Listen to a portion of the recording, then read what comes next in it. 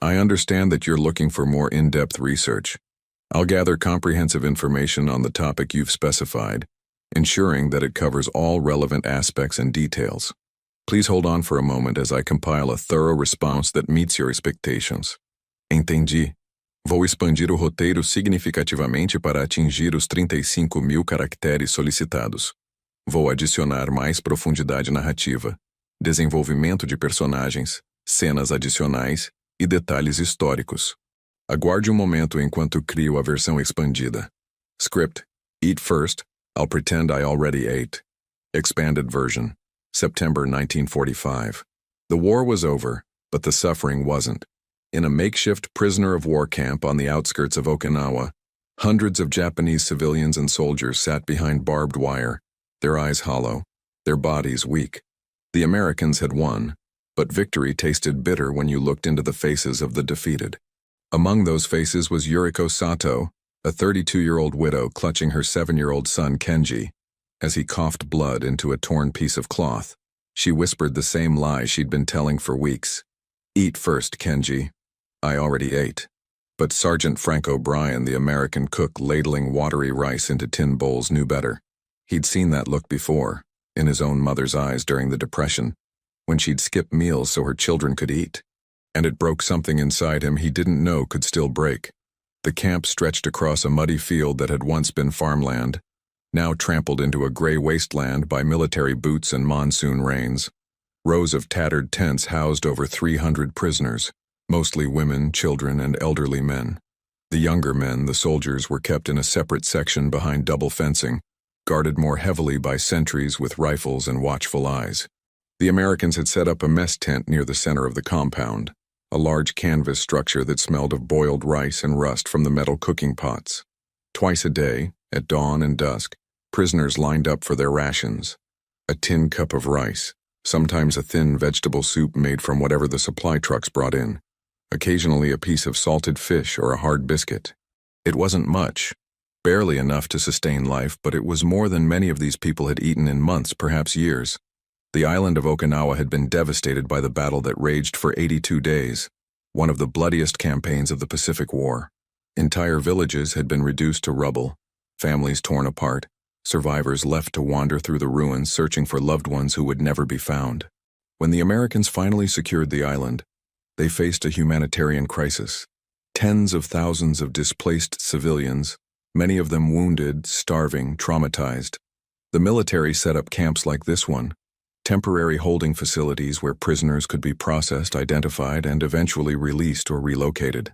But the process was slow, bureaucratic, hampered by language barriers, and the sheer scale of the devastation. Yuriko Sato had been at the camp for 3 weeks when Frank O'Brien first noticed her. She'd arrived on a transport truck from the southern part of the island, one of dozens of refugees rounded up by American patrols. She carried Kenji in her arms, the boy too weak to walk, his small body burning with fever. Her husband, Hiroshi, had been a sergeant in the Imperial Army, stationed in the Philippines. She'd received no word from him since early 1944. No letters, no confirmation of his fate.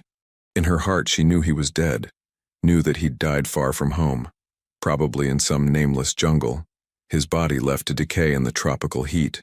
All she had left was Kenji, her only child, the last piece of her family. And he was dying. The boy had contracted tuberculosis, or perhaps it was pneumonia, complicated by malnutrition and exhaustion.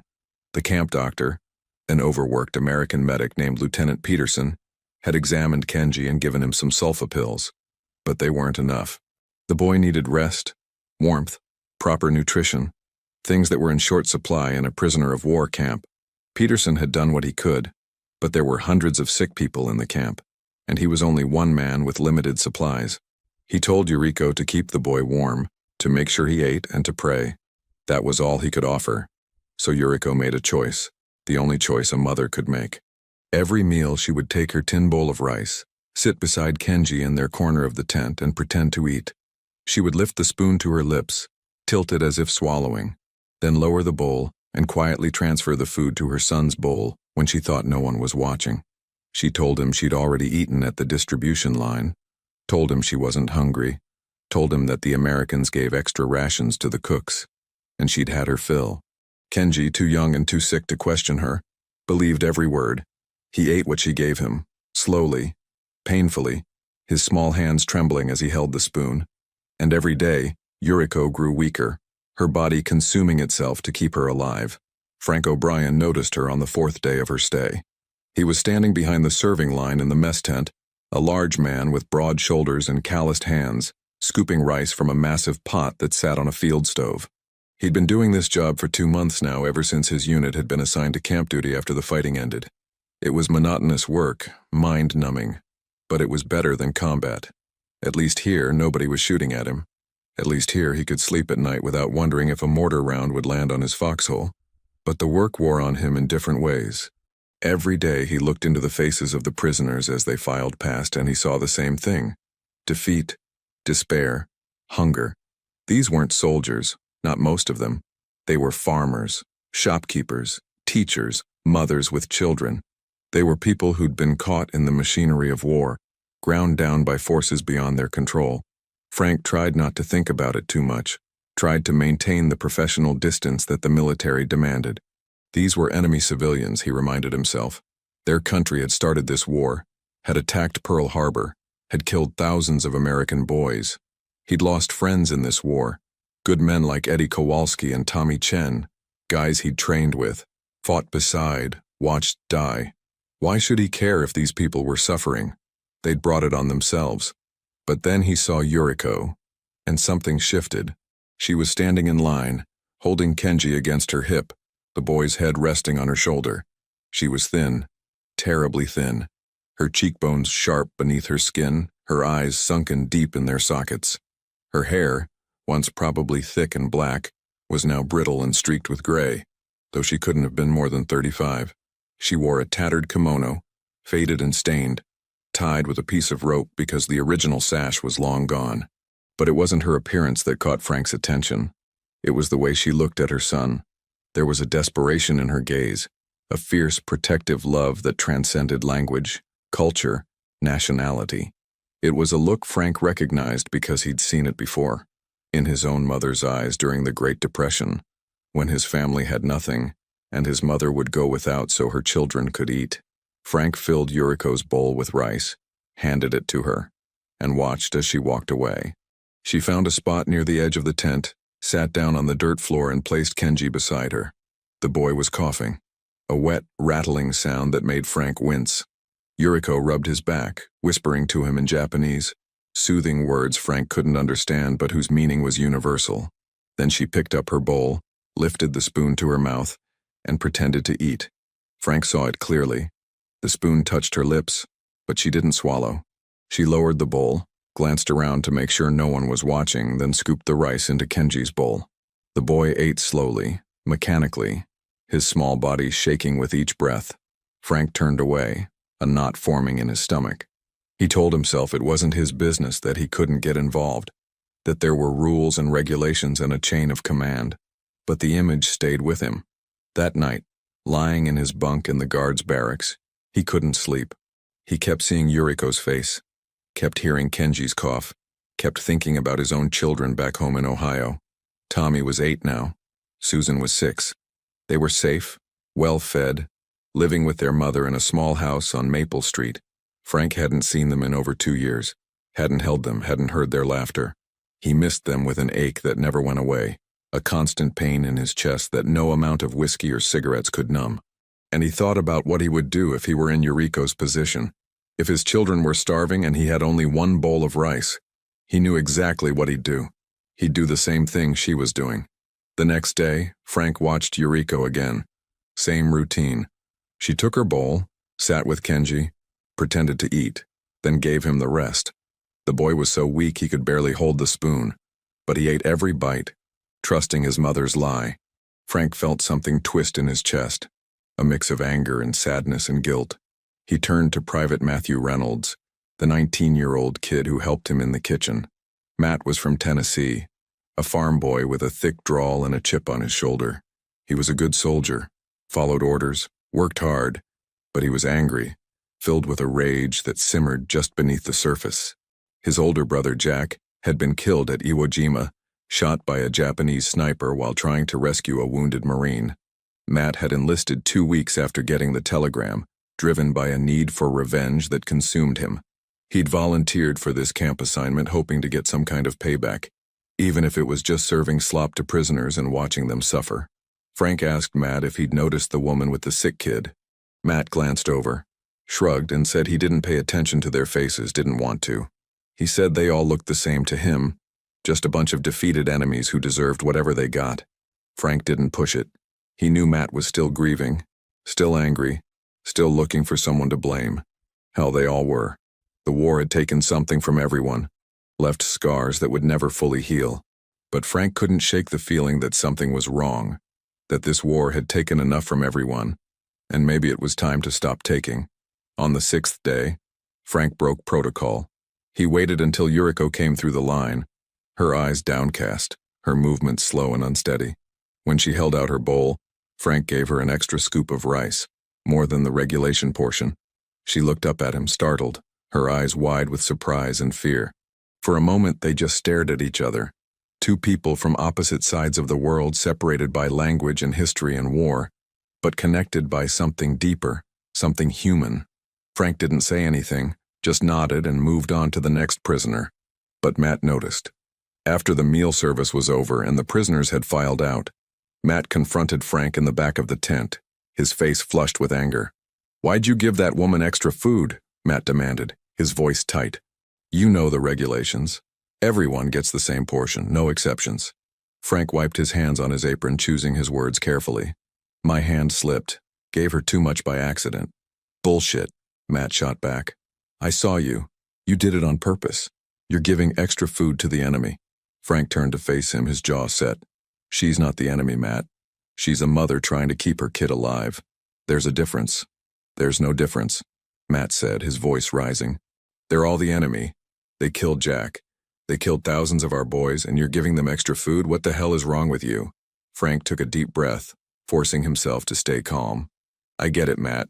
I do. I lost friends too. Good men. But that woman in there, she didn't kill anyone.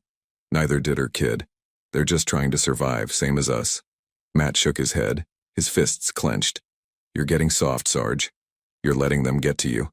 Next thing you know, you'll be inviting them over for Thanksgiving dinner." Frank didn't respond. He just turned and walked away, leaving Matt standing there, his anger unresolved. That night, Frank couldn't sleep again.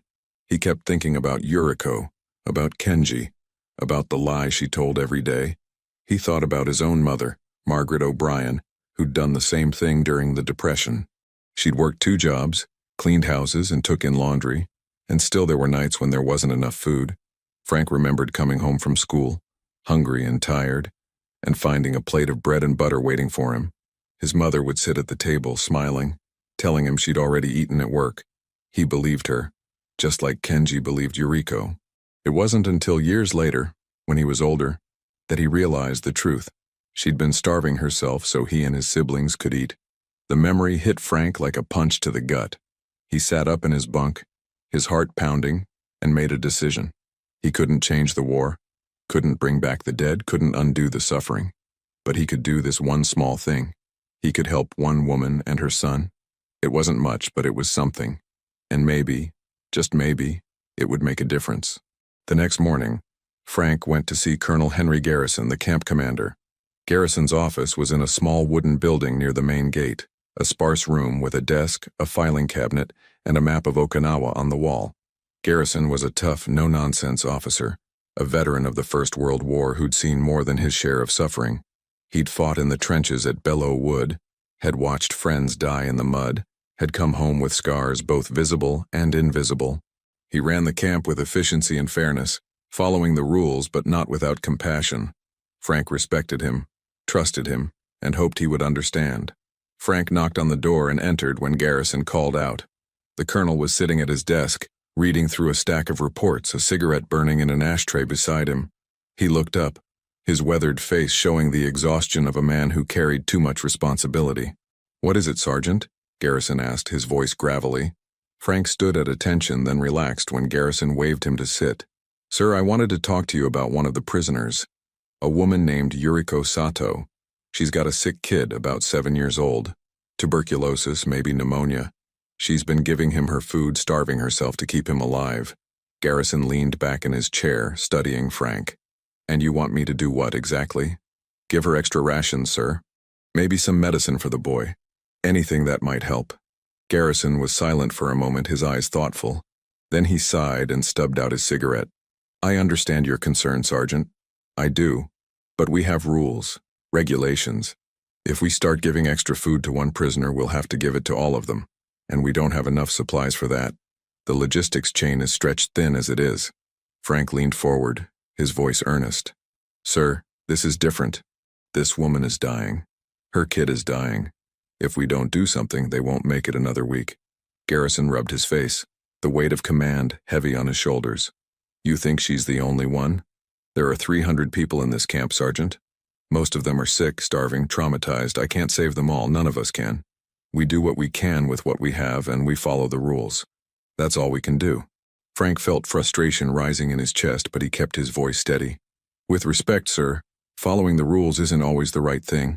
Sometimes you have to bend them a little. Do what's right, even if it's not by the book. Garrison looked at him for a long moment, then nodded slowly. You're right, Sergeant. Sometimes you do. But you have to be careful. Start bending the rules too much and everything falls apart. Discipline breaks down, order collapses, and people die. I've seen it happen. He paused, then leaned forward, his voice softer. But I've also seen what happens when you lose your humanity. When you stop caring, stop feeling, stop seeing the people in front of you as human beings. That's when you become the monster you're fighting against. So here's what I'm going to tell you, Sergeant. I can't officially authorize extra rations for one prisoner. But if hypothetically some food happened to go missing from the stores, and if that food happened to end up in the hands of someone who needed it, well, I might not notice. As long as it doesn't become a pattern, as long as it doesn't disrupt operations, I might turn a blind eye. Do you understand what I'm saying? Frank felt a surge of relief. Yes, sir. I understand. Garrison nodded. Good. Now get out of here and get back to work. And Sergeant, be careful. Not everyone in this camp sees things the way we do. Some of these boys are still looking for a fight, still want revenge. Don't give them a reason to cause trouble. Frank stood and saluted. Thank you, sir. As he left the office, Frank felt a weight lift from his shoulders. He had permission, tacit approval to do what he knew was right. That afternoon, he went back to the mess tent and started setting aside small portions of food. Extra rice, a piece of bread, some vegetables from the soup pot. He wrapped them in cloth and hid them in his jacket. After the evening meal service, when most of the prisoners had returned to their tents and the guards were changing shifts, Frank walked over to where Yuriko and Kenji were sitting. He crouched down beside them, his large frame awkward in the confined space. Yuriko looked at him, her eyes filled with confusion and fear. Frank didn't speak Japanese and she didn't speak much English, but he held out the bundle of food and pointed to it, then to her, then to her mouth. He mimed eating, exaggerating the motion so she would understand. Her eyes widened, tears welling up as she realized what he was offering.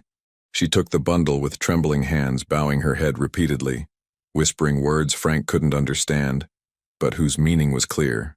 Thank you, thank you, thank you. Frank stood up and walked away quickly, before anyone could see, before his own emotions could overwhelm him. He felt something in his chest, a warmth he hadn't felt in a long time. It wasn't pride, exactly, and it wasn't satisfaction. It was something simpler, something more fundamental, the feeling of having done the right thing. He continued this routine every day for the next 2 weeks. Every evening, after the meal service, he would bring Yuriko extra food. Sometimes it was just a little extra rice, sometimes a piece of fruit scrounged from the officer's mess, sometimes a hard-boiled egg or a biscuit. He never said much, just handed her the food and left. But slowly, things started to change. Yuriko began to gain a little weight, her face less gaunt, her movements less weak and unsteady. Her eyes, once dull and lifeless, began to show a spark of hope. And Kenji, the boy, started to improve. His coughing fits became less frequent, less violent. His color returned, the sickly pallor replaced by a healthier tone. The camp doctor, Lieutenant Peterson, noticed the change and increased Kenji's medication, saying the boy might actually pull through if he continued to improve. Matt Reynolds noticed too. He'd been watching Frank, suspicious of his nightly trips to the prisoner section. Matt couldn't let it go, couldn't understand why Frank would risk everything to help the enemy. One evening he followed Frank at a distance, staying in the shadows, watching as Frank approached Yuriko and handed her the bundle of food. Matt felt a surge of anger, a sense of betrayal. He wanted to confront Frank right there, to drag him back to the barracks and report him to Garrison. But something stopped him. He watched as Yuriko took the food, as she bowed in gratitude, as Frank walked away, and he saw the look on her face, the tears streaming down her cheeks, the desperate relief of a mother who'd been given a lifeline for her dying child. Matt stood there in the darkness, his fists clenched, his mind churning. He thought about his brother Jack, about how he'd died fighting these people, about the hatred that had driven Matt to enlist. But he also thought about his own mother, about how she'd cried when she got the telegram, about how she'd held Matt and told him not to let anger consume him, to remember that Jack had died fighting for something good, something worth protecting. And he wondered if maybe, just maybe, this was what Jack had been fighting for. Not revenge, not hatred, but the chance for people to be decent to each other, to show compassion even in the darkest times. The next day, Matt confronted Frank in the kitchen, but this time his anger had cooled, replaced by something else, something more complex.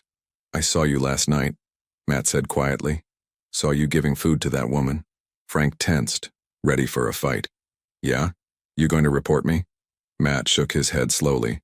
"No, I'm not. But I don't understand it, Sarge. Why are you doing this? Why risk everything for them?" Frank looked at him, searching for the right words. "Because it's the right thing to do, Matt.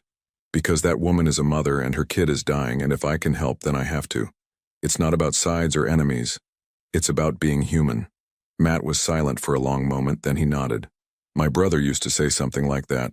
He said the war wasn't about killing, it was about protecting. Protecting the people who couldn't protect themselves. I never really understood what he meant, but maybe I'm starting to." Frank put a hand on Matt's shoulder. "Your brother sounds like he was a good man." "He was," Matt said, his voice thick with emotion. "He really was." That evening, when Frank prepared the bundle of food for Yuriko, Matt helped him. They didn't talk about it, didn't make a big deal out of it. Matt just gathered extra rice, a piece of bread, some vegetables, and wrapped them in cloth. Together, they walked to Yuriko's tent and gave her the food. She looked at both of them, her eyes wide with disbelief and gratitude. She bowed to Frank, then to Matt, whispering her thanks. Matt nodded awkwardly, uncomfortable with the display of emotion, then walked away quickly. But from that day on, he helped Frank every evening. They became a team, two soldiers on a mission of mercy in the middle of a war zone. Word began to spread among the prisoners. They saw Frank and Matt bringing food to Yuriko and Kenji, and they started to see the Americans differently, not as conquerors or enemies, but as human beings capable of kindness. The atmosphere in the camp began to shift, subtly but noticeably. Prisoners who had been sullen and withdrawn started to interact more with the guards, offering small gestures of respect and gratitude. Some of the other guards noticed too, and a few of them started helping. A corporal named Jenkins began setting aside extra blankets for the sick. A private named Ramirez shared cigarettes with the older prisoners, sitting with them and trying to communicate despite the language barrier. Even Colonel Garrison noticed the change, though he never said anything directly. One day he pulled Frank aside and told him the camp was running more smoothly than it had in weeks, that morale was improving on both sides. Frank knew what he meant. Garrison was giving him tacit approval, acknowledging that what Frank was doing was making a difference. By the end of October, Kenji had recovered enough to walk on his own. He was still weak, still thin, but the color had returned to his cheeks, and he no longer coughed blood. The tuberculosis was in remission, held at bay by the medication and, more importantly, by proper nutrition. Yuriko had regained much of her strength too. She started helping the other prisoners, translating for the Americans when they needed to communicate, organizing the distribution of supplies, mediating disputes.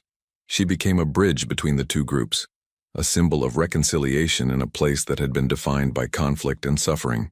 One afternoon, Frank was walking through the camp when he saw Yuriko teaching Kenji to write English words in the dirt with a stick. The boy was kneeling beside her, his small face scrunched in concentration as he carefully traced the letters. C-A-T, dog, H-O-M-E.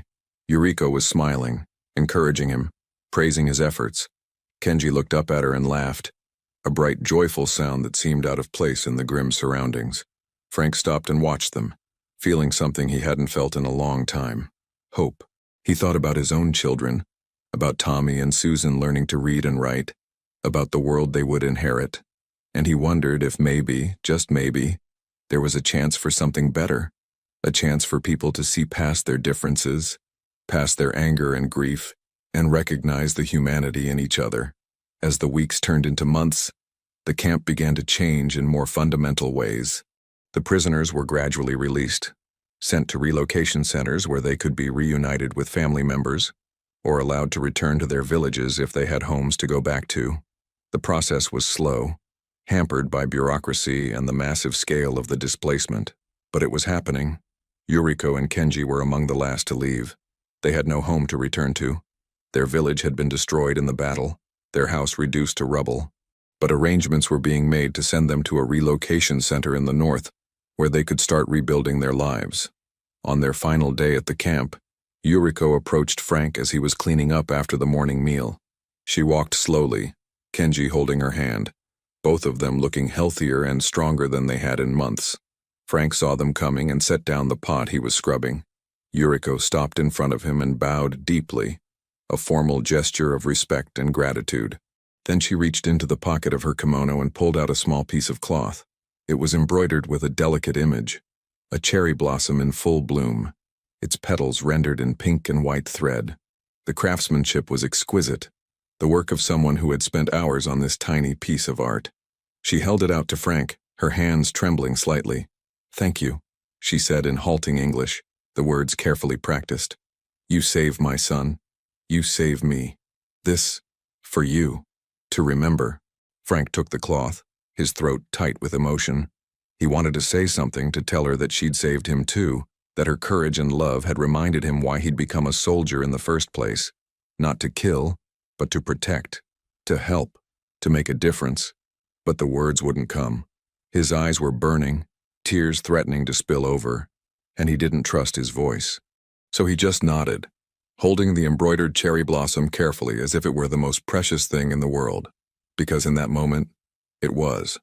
Yuriko smiled, a sad, grateful smile, then turned and walked away, Kenji beside her. Frank watched them go, watched as they climbed into the back of a transport truck with other released prisoners, watched as the truck drove through the camp gate and disappeared down the muddy road. He stood there for a long time, the cherry blossom clutched in his hand, feeling the weight of everything that had happened, everything that had changed. That night, Frank sat in his bunk and wrote a letter to his wife, Mary. He told her about Yuriko and Kenji, about the choice he'd made, about the small act of kindness that had changed everything. He wrote about how the war had hardened him, how he'd forgotten what it meant to be human, how he'd been consumed by anger, grief, and loss. But he also wrote about hope, about the possibility of redemption, about the belief that even in the darkest times there was still light. He wrote about the cherry blossom Yuriko had given him, about what it symbolized, beauty and fragility, life persisting even after devastation. He ended the letter with a promise. When he came home, he would be a better man, a better father, a better husband. He would remember the lesson Yuriko had taught him, that love and sacrifice were the most powerful forces in the world, stronger than hate, stronger than war. Matt Reynolds read over Frank's shoulder as he wrote. He didn't say anything, but Frank could see the understanding in the young soldier's eyes. Matt had changed too. The anger that had consumed him had faded, replaced by something softer, something more human. He still grieved for his brother, still carried the pain of loss, but he'd learned that hatred only bred more suffering. He'd learned that compassion was the truest form of strength. Frank O'Brien returned home to Ohio in December 1945. He never saw Yuriko or Kenji again, though he searched for them years later when he revisited Okinawa. But he carried the embroidered cherry blossom with him always, a reminder that even in war's darkest moments, humanity could prevail. He passed that lesson to his children and they to theirs, a quiet legacy of compassion. The story of Yuriko Sato and Frank O'Brien is small in the vast history of World War II, but it matters. It reminds us that war is about people, about choices we make when everything is stripped away. It's about moments when we choose kindness over cruelty, compassion over hatred, love over fear. Those moments define us. If this story moved you, subscribe to our channel, leave a like, and share your thoughts in the comments. Let's keep these stories alive. In a world still filled with conflict, we need to remember that beneath our differences, we are all the same. We all love, we all suffer, we all hope. And sometimes, one person, one small act of kindness, changes everything.